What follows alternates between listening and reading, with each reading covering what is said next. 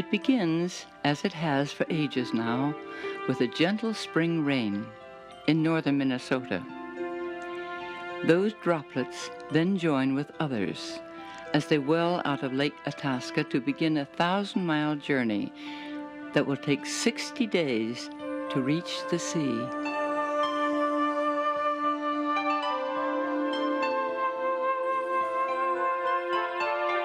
Along the way, they will merge into one of the most majestic rivers in the entire world, the mighty Mississippi.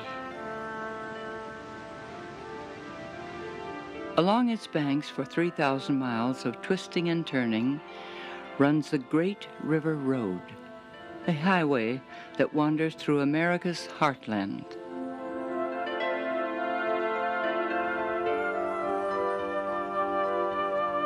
Join us now as we travel along the Great River Road into the American South to discover life along the Mississippi.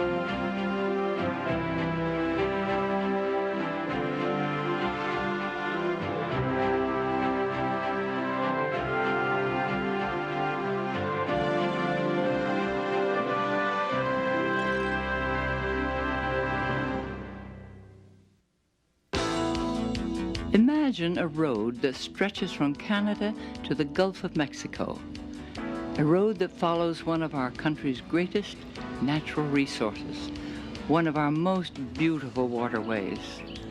Well, there is such a road. This Great River Road mirrors our past and it reflects our traditions because it was along the Mississippi and the road that parallels it that an ingenious people farmed the land, long before history was even recorded. Along these dense and tangled banks, a weary Hernando de Soto and his decimated band of Spanish explorers first hacked their way in search of gold and riches. They found instead disaster, death, disappointment. De Soto died in 1542 and was buried in the mile-wide Mississippi, the first white man known to have reached her banks. Over the next 300 years, explorers, trappers, and settlers followed. In the 1860s, America fought its Civil War here. And lately, oil companies have made their fortunes off the river and the land beside it. There is perhaps nowhere else in America so rich in history as here, along the banks of the Mississippi. Life as we know it along the Mississippi began in the 1800s, when most everybody and everything that moved across America moved on the river. It was the golden age of the steamboat, when the South was a vast agricultural belt, supplying food and cotton to the entire world. In the heyday of the steamboat, Cairo, where the Ohio River empties into the Mississippi, was a thriving river town. It's the midpoint of the Mississippi, the place rivermen agree separates the North from the South. This is where filmmakers Linda and Christopher Lewis began their odyssey to explore life along the Mississippi. Cairo seems an appropriate place to start our photographic journey into the American South. Here, the stately style typical of the North mixes easily with the relaxed informality of the South that lays just downriver.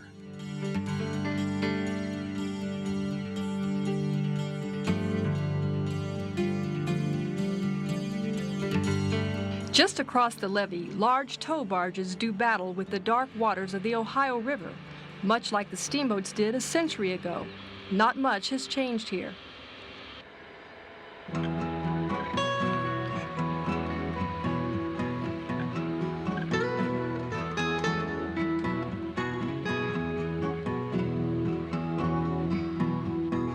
The Great River Road winds out of Cairo past historic Fort Defiance, established in 1720 on a spit of land where the Ohio and Mississippi converge. We were quick to discover why the fort wasn't used for long. This spring has been a wet one. The river is already 47 feet and rising, and in what is to be one of the first of many surprises the Mississippi has in store for us on this trip, Fort Defiance is completely underwater. Flooding can prove challenging to a visitor trying to navigate scenic back roads. But for the people who live here, it can transform a historic landmark into a fishing hole.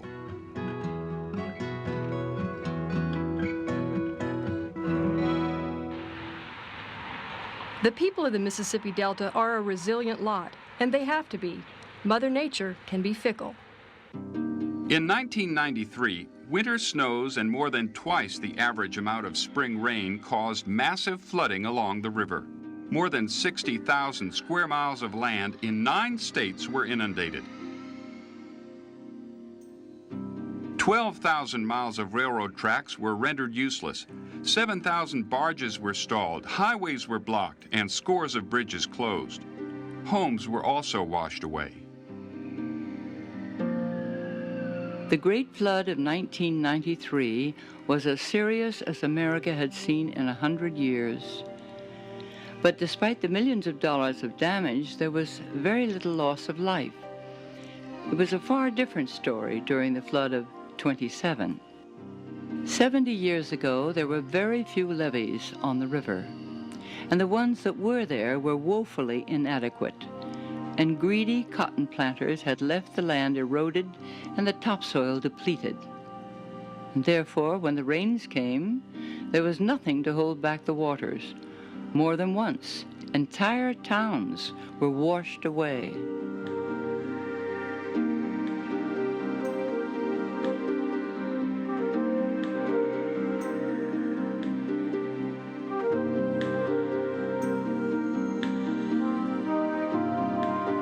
We need to hearken back to those days when it was really a very grim situation here in the valley. The river, when it flooded, was capable of spreading out as much as 100 miles wide. These were indeed terrifying times, and huge relief efforts were mounted to help people. Of course, the Great Flood of 1927, which focused so much national attention on the lower Mississippi Valley, we can make a strong case that it's the worst natural disaster in our nation's history. More than 600,000 people were driven from their homes. Half of those had to be housed in refugee camps up and down the river until the water subsided. More than 500 people were killed. Some 25,000 square miles were flooded.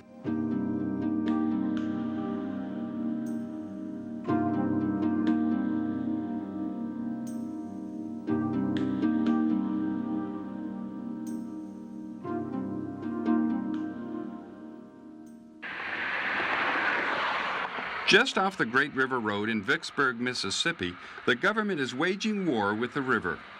Here at the Waterway Experiment Station, Dr. Michael Robinson chronicles the efforts of engineers who are working to harness the power of Mother Nature.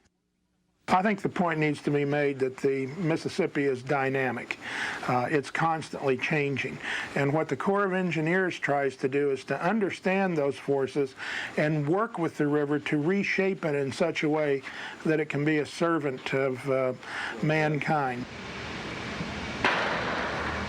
Tom Pokrefke uses confetti to test water flow on a large scale model of the Mississippi as it flows past St. Louis.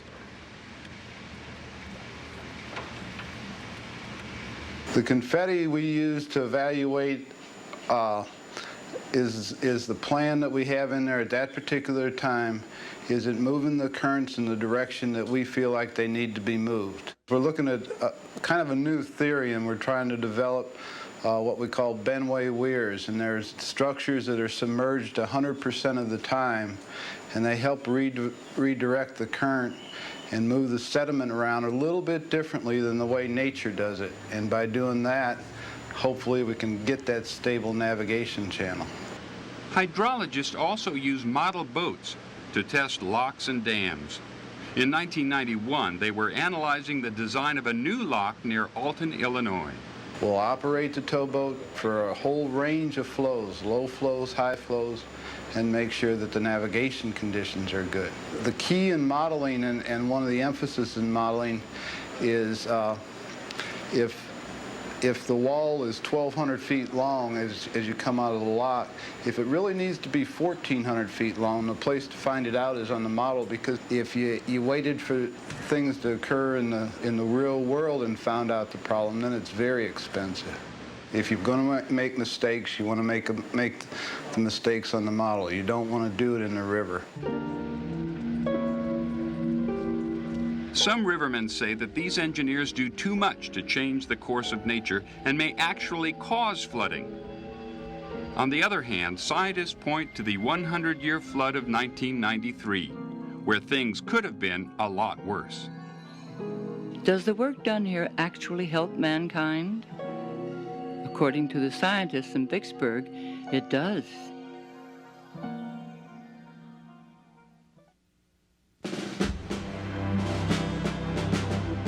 From Cairo, the Great River Road travels across the Ohio River Bridge into Kentucky. Off to the south, the Ohio and the Mississippi flow side by side for a time, as if neither wants to give way to the other.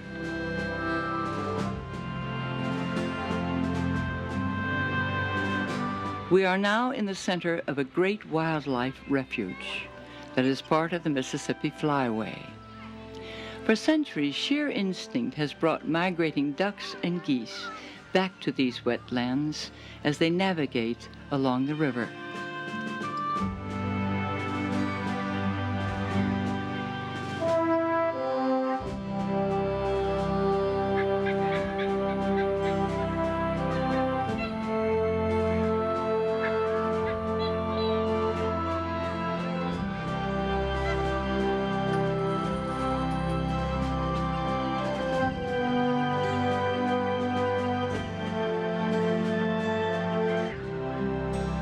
The Great River Road skirts the banks of Reelfoot Lake as it runs south into Tennessee. Reelfoot was formed by the Great New Madrid earthquake of 1811, believed to be the largest quake ever to hit North America.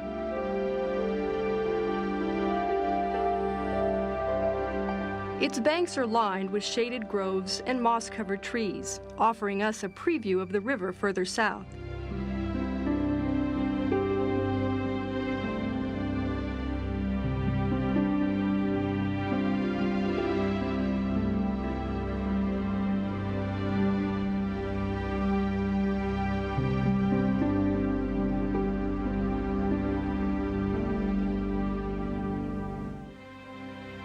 As the Mississippi nears Memphis, it is said to resemble the Great Nile Delta in Egypt, and like Cairo, upriver, that is how Memphis got its name.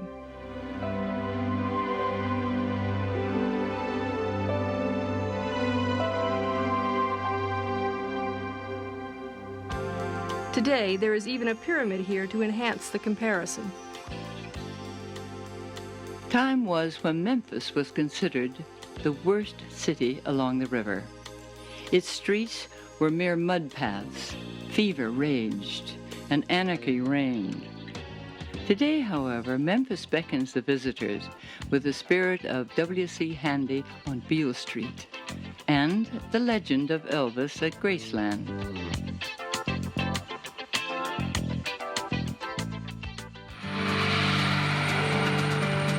South out of Memphis and the Great River Road enters the broad, flat, fertile Mississippi Delta. Here, for centuries, flooding and then the drying of the soil again has made some of the richest agricultural land in the nation.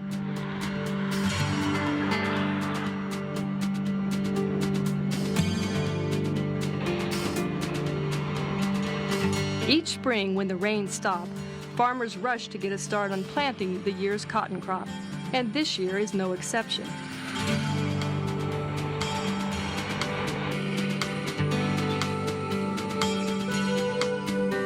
In the South, cotton is king, and it has been, ever since the steamboat gave farmers easy access to markets and money.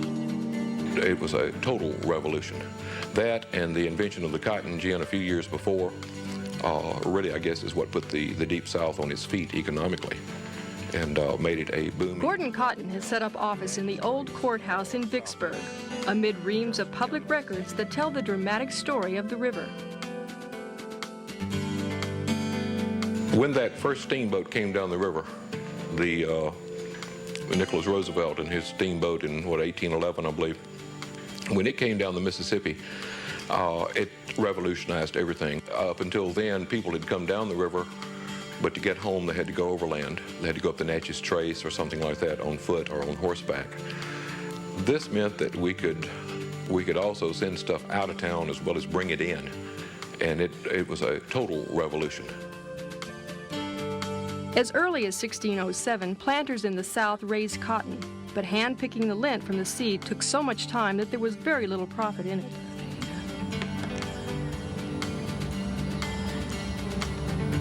But in 1793, when Eli Whitney invented a machine that made the separating process automatic, Southern farming would change forever. Suddenly, cotton was affordable. Over the years, millions of bales of the fleecy staple have left the Delta for mills in the East and beyond.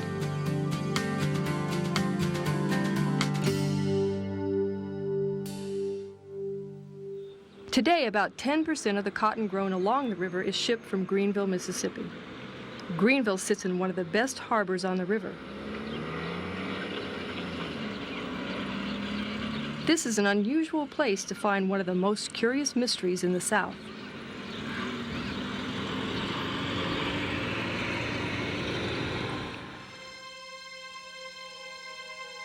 Just north of town along the Great River Road sits Winterville Mounds.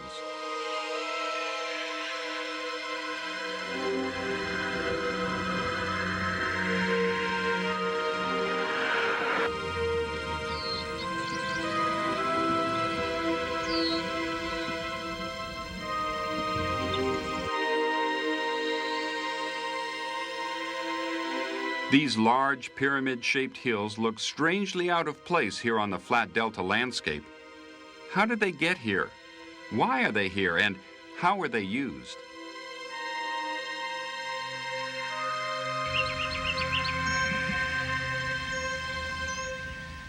The site was a ceremonial complex. At its height, it had about 35 mounds. There probably weren't but about 100 people living on the mounds themselves. They were supported by the villages surrounding the site, and the villages could have been as far as 50 miles away. They came in once a year, basically, to have their big ceremonies. At that time, the mounds had structures on them, temples. They would burn the buildings, bring in more dirt, pack it down, and build another building on top of that.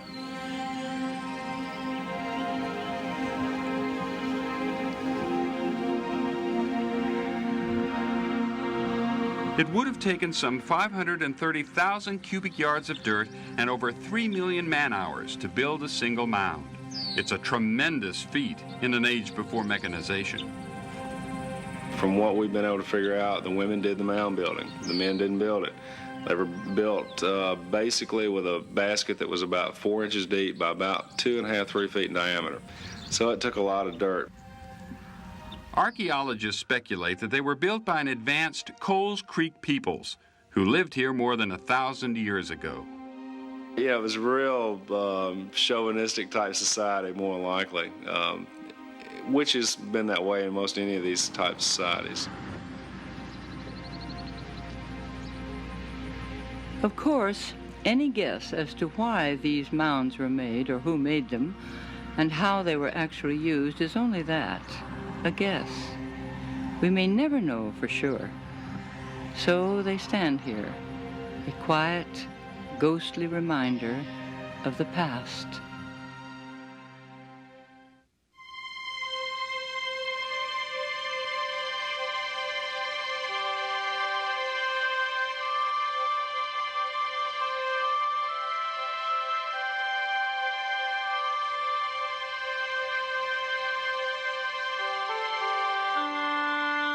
Since the days of the Coles Creek peoples, the wide, fertile Mississippi Delta has attracted settlers. The river made it easy to move, and the soil could grow just about anything. Facts that did not escape the Spanish explorers, and later the French who came here in the 1700s. Nowhere is that more evident than in Vicksburg, Mississippi. Historian Gordon Cotton. If there had been no Mississippi River, there would be no Vicksburg. The river is the reason for our being. It was the reason for the choice of the spot where the city was founded, was laid out back in 1819. Again, it was going to be a mercantile center and an outlet for the cotton farmers, and it became cotton plantations in the area, and it was built on cotton, the cotton economy, the crops being sent down the Yazoo and down the Big Black and other streams into Vicksburg for export. And it really was a town that served, I believe, it was set up to serve the plantations with the mercantile interest. I think this is one of the things that made Vicksburg in the beginning, such a pro-Union town when the war between the states began, extremely pro-Union because of our commercial connections with the North. And these commercial connections were also family connections. And we were very reluctant to fight. All that changed once we got shot at. But it was a pro-Union town, and that river was the connection. In the spring of 1863, Northern troops mounted a bitter 47-day siege of the city. Called the Battle of Vicksburg, it would turn out to be one of the most crucial battles of the Civil War. Today, over 500,000 people a year come to visit the fields where that battle took place.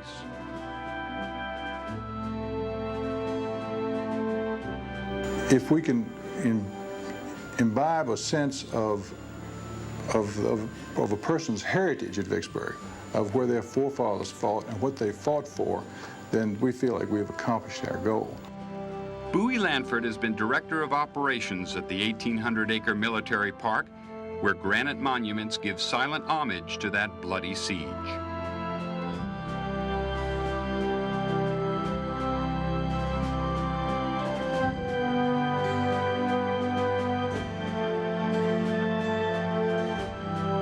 Well, actually, Vicksburg was the culmination of the Vicksburg campaign, which began in early spring of 1863, when Grant's Union forces crossed the Mississippi River south of Vicksburg at a place called Bruinsburg.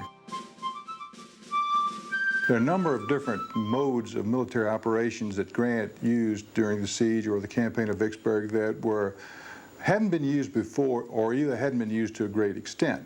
Vicksburg was one of the first cities in the history of modern warfare to be under total siege, which meant that not only the military population was under siege, but also the civilian population was under siege. It was a port that was blockaded. The amphibious landings, one of the first amphibious landings took place at Vicksburg when Grant crossed the Mississippi from Hard Times Landing to Bruinsburg. Forced marches were part of Grant's plan of strategy to get to the scene of battles quickly, so that Pemberton, the Confederate commander, would not have time to defend them. Counterintelligence came into aspect with messages or couriers being intercepted by Union forces and that information being used to the detriment of Confederate forces. And finally, at Vicksburg, synchronized attacks all along the Confederate line took place on the final day of fighting there on May 23rd. Of course, they didn't have much outcome in the battle because they were repulsed by the Confederate defenders, but synchronized attacks were made on the Confederate forces.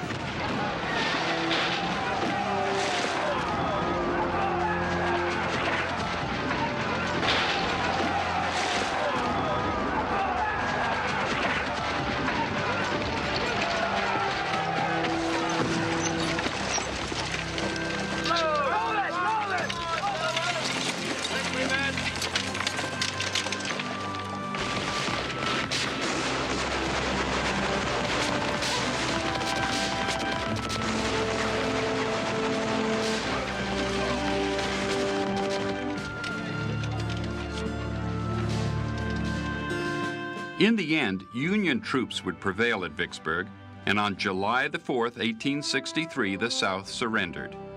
General Grant had successfully divided the South on these historic fields.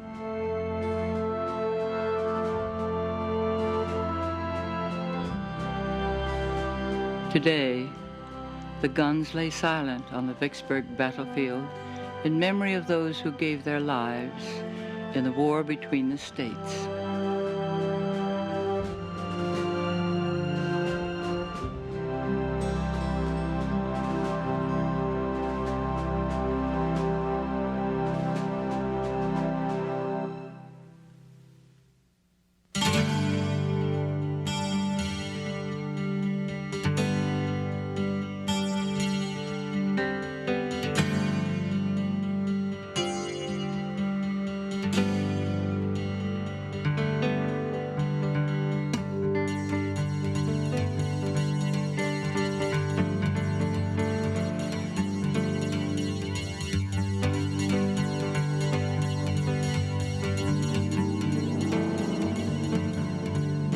Natchez, Mississippi sits high on a bluff overlooking the river. This is where more millionaires once lived than in any other city in America. So important was Natchez that Mark Twain, Abraham Lincoln, and Zachary Taylor were all said to have visited here.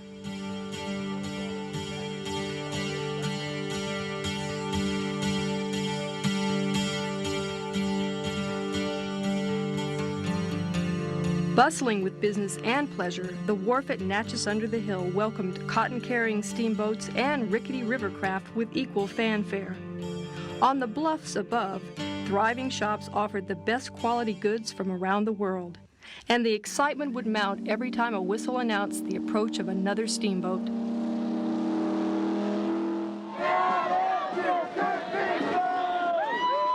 The sight of a steamboat in Natchez is not all that rare, even today.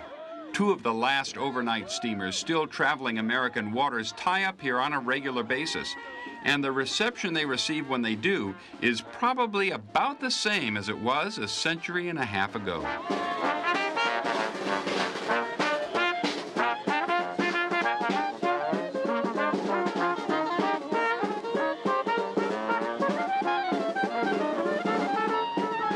Natchez is a more sedate place now than during the heyday of the steamboat.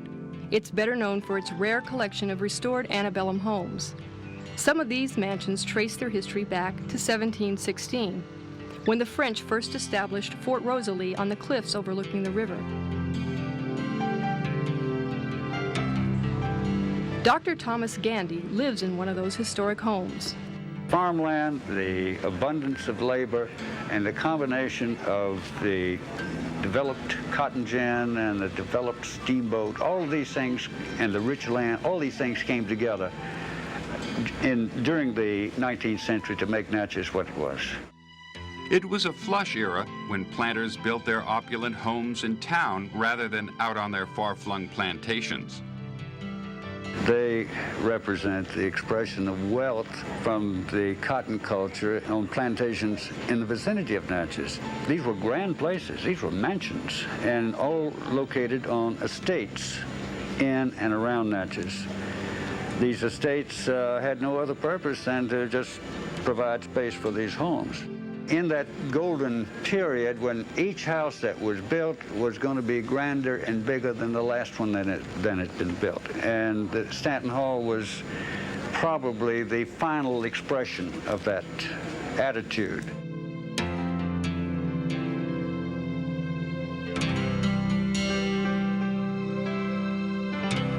Of the homes built here during its heyday, more than 500 still survive. Their new owners support the landmarks with annual pilgrimage tours, inviting anyone with the price of admission to have a look around. Some of them, like Stanton Hall, live on as bed and breakfast inns.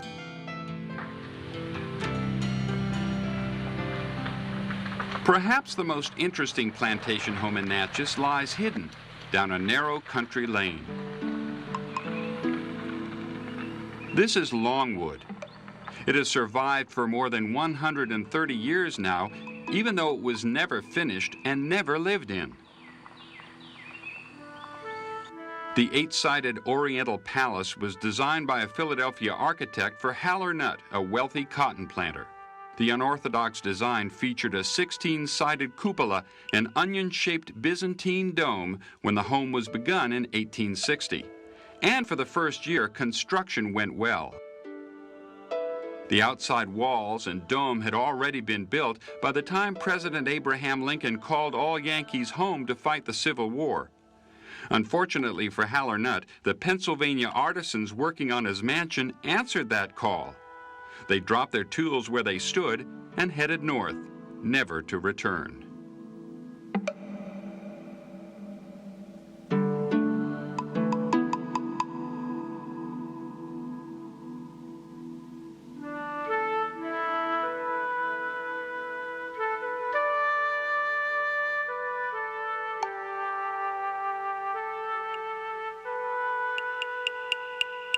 Tools remain where they were left in 1861.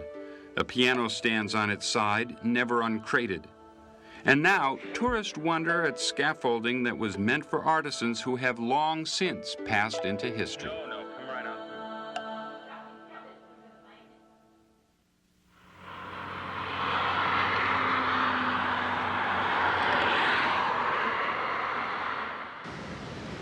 South out of Natchez, and the landscape along the Mississippi changes. The flat delta farmlands that produce cotton, soybeans, and wheat up north gives way to rolling hills and forests that grow lumber. Logging trucks replace farm tractors along this stretch of the Great River Road. This is northern Louisiana, plantation country, the gateway to French Louisiana. It was here that many early planters decided to build their impressive antebellum homes, like the Myrtles, home of General David Bradford, leader of the Whiskey Rebellion.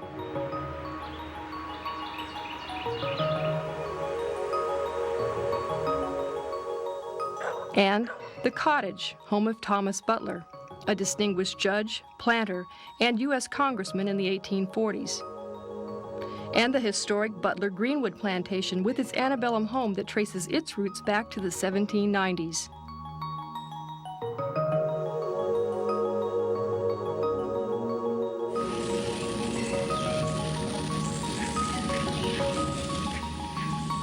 This was one of the first plantation homes ever built in Louisiana, Oakley House. And it sits in the middle of Oakley Plantation, part of a giant Spanish land grant made in 1796. The house itself was built amid tall oak trees and dripping moss in 1806. At its peak, it was the hub of a successful 3,000-acre cotton plantation. Antebellum plantation homes in general probably represent to a degree roughly the same thing that, say, castles do in Europe. If that makes any sense, that would make them fascinating. They were the nerve center of a very large working area, as were castles. And of course, there are many similarities between the plantation life and medieval life in a castle with the peasants surrounding it and farming it and pretty much being in hock or owned by the fellow living in the castle. Michael Howell is curator of the historic site, where we found archaeology students sifting through generations of debris, hoping to unearth clues to the past. Oakley House here, for example, was built during what's called the Federal period, which was, again, that first awakening or flowering of an American character in regard to architecture. Well, the barn was one of the most important places on any farm or plantation. You had to have one. You couldn't run a farm or plantation without a barn or barns. I think they probably would have had several barns on a place this size. The kitchen here at Oakley is a detached kitchen, which was typical during the antebellum period, at least here in the South. Kitchens were considered a fire hazard, and with good reason. Most of the cooking was done over open fires. Very easy to get a grease fire started in a frying pan, for example, and there was no fire department around to call in those days. Hard to put a fire out once it got started. Also, from the southern climate standpoint, a kitchen in the house proper in the summertime would have been almost unbearable, as the heat is pretty bad anyway. Well, there certainly would have been a contrast between the persons that lived in the big house, Oakley House, so to speak, and those that lived in the quarters. The workday for people that lived in the quarters would have begun very early, around sunrise or so. They would have gotten up, made their breakfast, and then been called off to the work fields if they were employed in agriculture.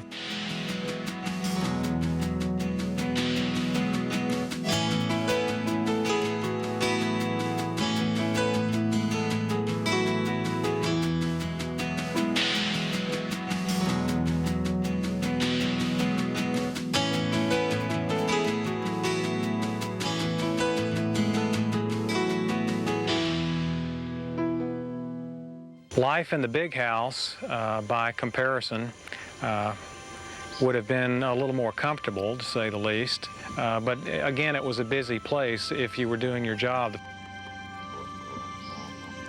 One of the most famous people ever to have lived here came here to work. In 1821, a young naturalist by the name of John James Audubon was traveling the South, sketching the local wildlife. When he arrived at Oakley, he had run out of money and lived in a small room on the second floor of the main house. He divided his time between tutoring the young daughter of the plantation owner and sketching bird specimens from the area.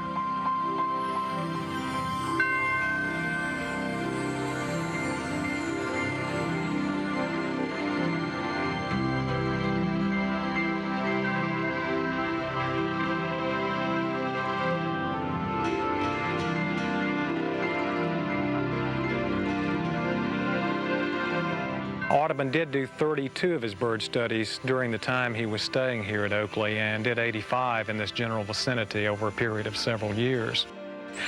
Some of his bird studies did create controversy or a stir in the scientific world about some of the poses that he put them into. In fact, there's still some debate over a few of the poses.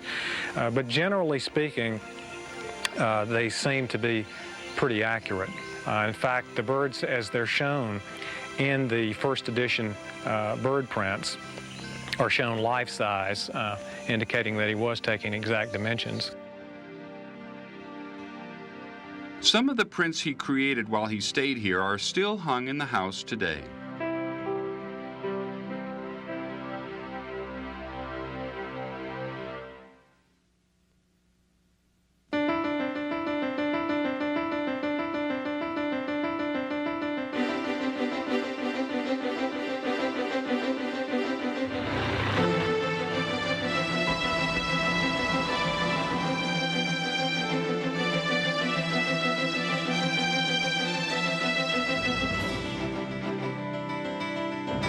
From Cairo to New Orleans, there are no less than 14 bridges that span the Mississippi River.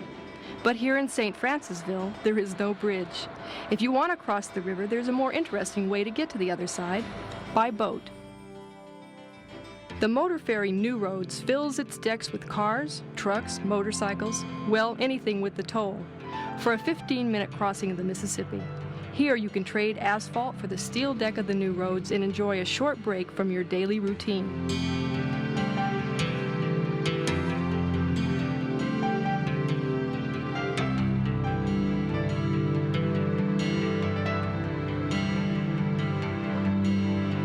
This is not a trip for the novice driver, however, especially with a brand new car.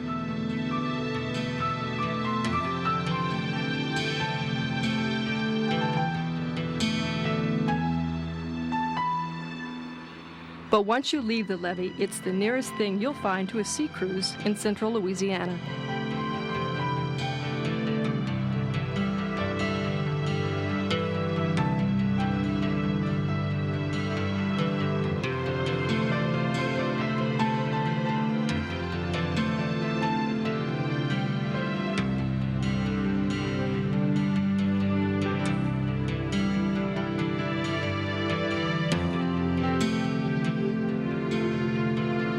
All too soon, the landing at New Roads comes into sight, and it's back into Louisiana's plantation country. Along the Mississippi from here to New Orleans, there are more than 40 great plantation houses that still stand. a tribute to the majestic antebellum period.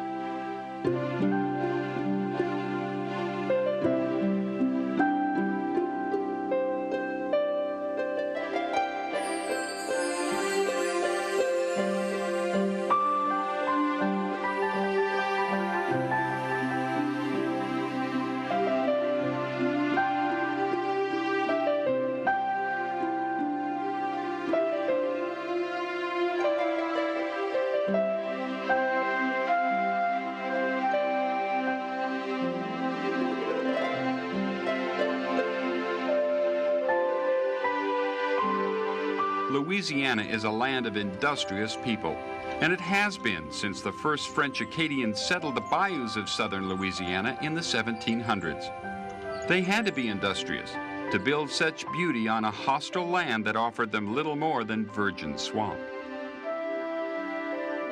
The Acadians lived a very natural life. They depended on where they settled. Did not allow them large farms and access to a great deal of farmland. They depended more upon the natural resources, the hunting, trapping, fishing, and they became quite adept at that. John Dutton is curator of Louisiana's Rural Life Museum, where he and his associates have put together an impressive collection of artifacts from the pre-industrial South. In any rural area, you would expect the families to be, and they were, very self-sufficient. You couldn't just rush out to the store and buy your bed clothing or any products in most cases. So frequently, if you wanted it then and there, you had to make do with what you had, and consequently, you would make your own clothing, your quilts and what have you. Most of the people lived out in the countryside, and many of them owned their own plots of land, worked those plots of land as you might expect a farmer to do. They may have owned a few slaves. In most cases, they worked right alongside the slaves if they had any. And the crawfish hole that's being dug in the ground, It was from these simple beginnings that the industrious Acadians built a great society along the banks of the river.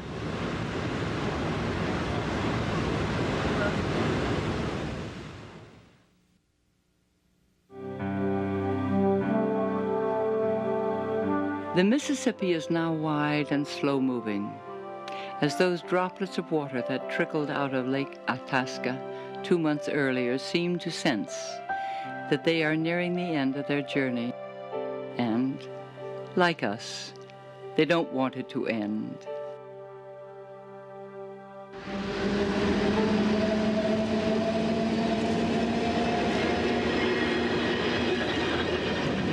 New Orleans, the Big Easy, Crescent City. This is easily one of the most exotic cities in the world, where they celebrate life with music. They bury their dead above ground, and they play on a street called Bourbon.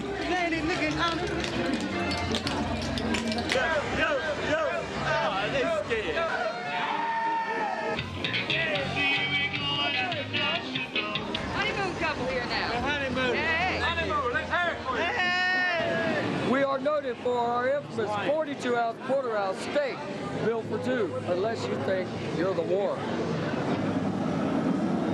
Pretty good, huh? Looks great. What is it? Drop it.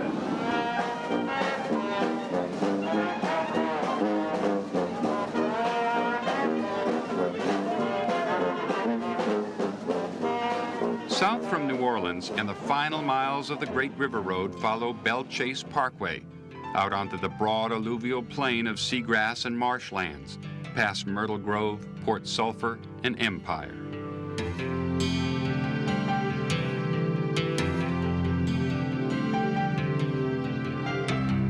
Fort Jackson has for decades stood at the mouth of the Great River as an outpost guardian. Her walls still stand a silent vigil as ships pass on their way to the sea.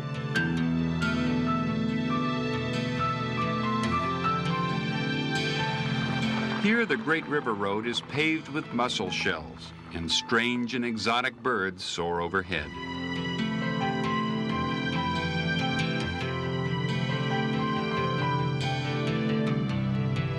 The final settlement along the road before the mighty river empties itself into the Gulf is Venice, Louisiana. There are no romantic Italian gondolas plying the canals of this Venice, only fishing boats back from a day's work in the Gulf, and drilling equipment destined for the offshore oil rigs.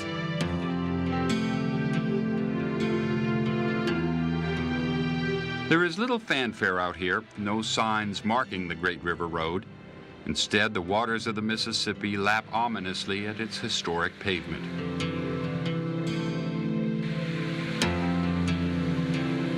And soon, the road will disappear.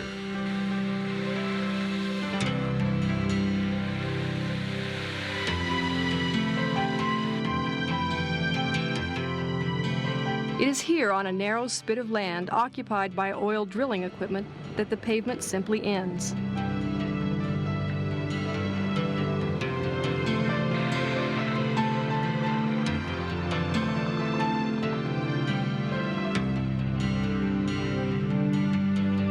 The Great River Road, like the Mississippi itself, has come to the end of its journey, and so have we. Ahead lies the vast wetlands of southern Louisiana, and beyond, the warm waters of the Gulf of Mexico. For centuries, this has been a cradle of life.